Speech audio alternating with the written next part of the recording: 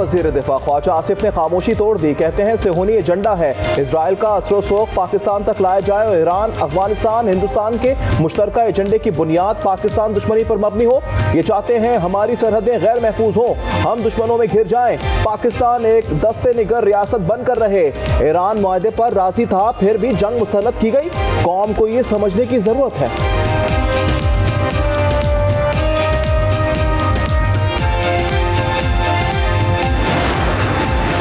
Saudi Darul हुकूमत Riyadh में अमरीकी सफारत खाने पर ड्रोन हमला, आग लगने से इमारत को मामूली नुकसान पहुंचा। सदर ट्रंप का रद्द-ए-अमल, कहा सफारत खाने पर हमले का जवाब दिया जाएगा। अमरीकी फौजियों की हलाकत पर भी भरपूर रद्द-ए-अमल देंगे। ईरान में जमीनी फौज भेजने की जरूरत नहीं होगी।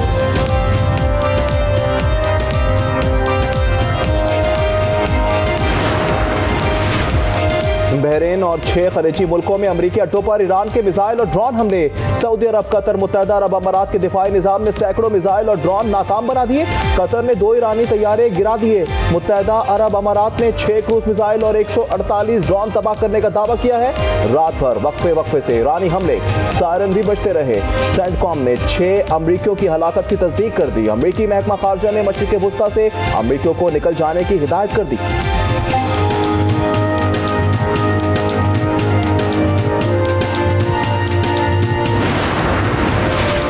इसराइल पर ईरान के ताबड़तोड़ हमले जारी, मिसाइलों की बारिश कर दी। इसराइली हुकाम ने ईरानी पासदारान इंक़िलाब की जानिब से नेतन्याहू के दफ्तर पर हमले की तस्दीक कर दी।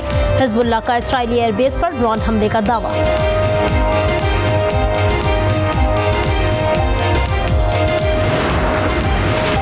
ईरान और लेबनान पर अमरीकी और इजरायली हमले मुसलसल जारी। सेंटकॉम के मुताबिक पासदारान इंक़िलाब गार्ड्स की कमांड एंड कंट्रोल फैसिलिटी को तबाह कर दिया।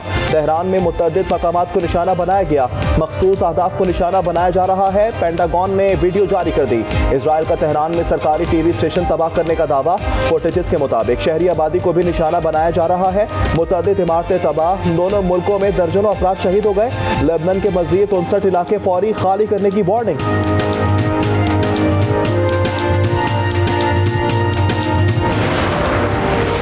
ईरान को अभी सख्ती से नहीं मारा, जल्द बड़ा हमला करेंगे। अमेरिकी सदर की व्हाइट हाउस में गुफ्तगू, कहा 49 सीनियर ईरानी रहनुमा हलाक कर दिए। ईरान पर 4 से 5 हफ्ते तक हमलों का हदफ है।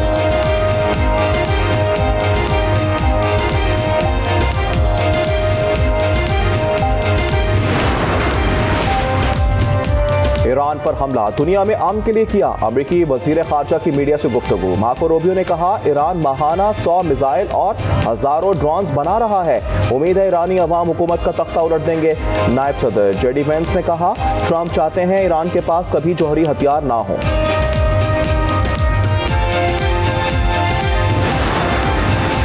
हमला ना करते तो ईरान की जौहरी सरगर्मियों को कोई ना रोक पाता। इसराइली वज़ीर आज़म नेतन्याहू का बयान, कहा तेहरान हालिया जौहरी सरगर्मियों से जल्द इस काबिल हो जाता फिर उससे रोकना मुमकिन ना होता। उसने ज़ेर ज़मीन नई तनसीबात शुरू की थी। वो बैलिस्टिक मिसाइल और एटम बम बना सकते थे।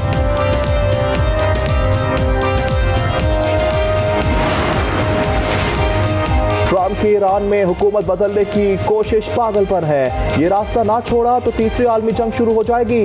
रूस ने खदशा जाहिर कर दिया। दिमित्री मेडवेडेव कहते हैं ईरान अमेरिका और इजराइल के हमले बर्दाश्त कर लेगा। अमेरिका ने ईरानी कौम को मुत्तहिद कर दिया। अमेरिका जानता है न्यूक्लियर तनाज़ा हुआ तो हिरोशिमा और नागासाकी हमले बच्चों का खेल नजर आएंगे। अमरीकी तज्ज़ियाकार ने ईरान पर हमलों के पीछे साजिश का पर्दाचाक कर दिया। कर्सन ने वीडियो बयान में कहा इसराइल खलीजी ममालिक में तबाही और अफरा तफरी चाहता है। ईरान को इतना उकसाया जाए वो अमरीकी अड्डों पर हमले कर दे। अरब में जंग भड़केगी और इसकी बालादस्ती कायम रहेगी। कतर और सऊदी अरब में मोसाद के एजेंट्स गिरफ्तार किए गए हैं। ये बम धमाकों की मनसूबाबंदी कर रहे थे।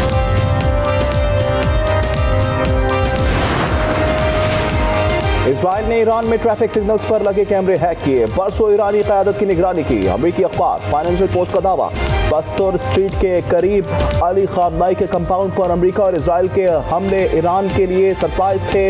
हमले में इजरायली तैयारों ने खामनाई के कंपाउंड पर 30 बम गिराए और मकसद हासिल कर लिया। अखबार का कहना था इसराइल 25 साल पहले ईरान को टारगेट कर चुका था। बरसों इंटेलिजेंस मालूमात हासिल करता रहा।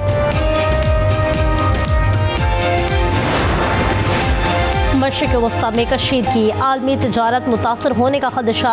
शिपिंग लाइन्स ने कार्गो बुकिंग आर्जी मुअत्तल कर दी। इंटरनेशनल शिपिंग लाइन्स ने बहरा अहमर, मशरिक़ी बहरा रूम के बंदरगाहों के लिए बुकिंग बंद कर दी। कराची गेटवे टर्मिनल लिमिटेड से कार्गो लोडिंग आर्जी बंद कर दी गई, सिर्फ कार्गो डिस्चार्ज होगा।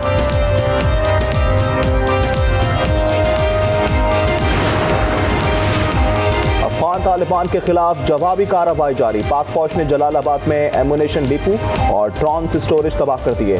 तालिबान रजीम और फितना खवारिज को भारी नुकसान उठाना पड़ा। रमज़ान मुबारक से महंगाई का जिन बेकाबू, गरीब सब्र का फल खाने पर मजबूर हो गए। कोई फल 200 रुपए से कम में दस्तयाब नहीं। सब्जियों के दाम सुनकर भी तबीयत हरी हो गई।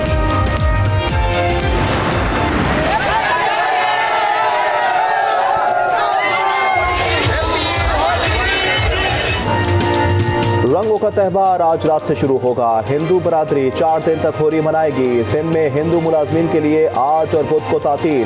हिंदू कौंसिल ने होली सादगी से मनाने का फैसला किया।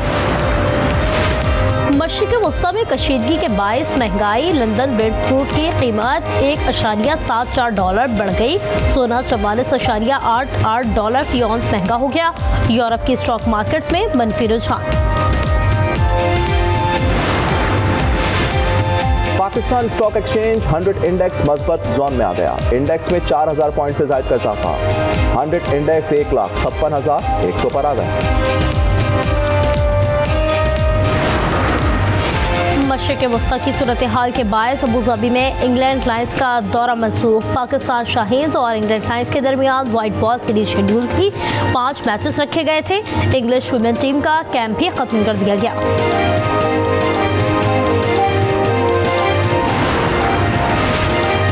पाकिस्तान और अफगानिस्तान के दरमियान कशीदगी। Peshawar national T20 cricket cup की मेजबानी से महरूम। इवेंट रावलपिंडी मुंतकिल कर दिया गया। टूर्नामेंट का इख्तिताम 5 मार्च को पेशावर में होना था। T20 वर्ल्ड कप में नाकिस कारकर्दगी की वजह सामने आ गई। तमाम फैसले हेड कोच माइक हैसन करते रहे। भारत के खिलाफ 10 ओवर के बाद उस्मान तारिक को लाए, फखर को ना खिलाया और बाबर को लाए। अब्रार पर शादाब को तरजीह दी। साइम अयूब भी उनकी आंख का तारा है। T20 वर्ल्ड कप का पहला सेमीफाइनल कल खेला जाएगा। कोलकाता में जनूबी अफ्रीका और न्यूजीलैंड की टीमें तैयार हैं। दूसरा सेमीफाइनल जुमेरात को मुंबई में तय है। दिफाई चैंपियन भारत और इंग्लैंड का टाकरा होगा।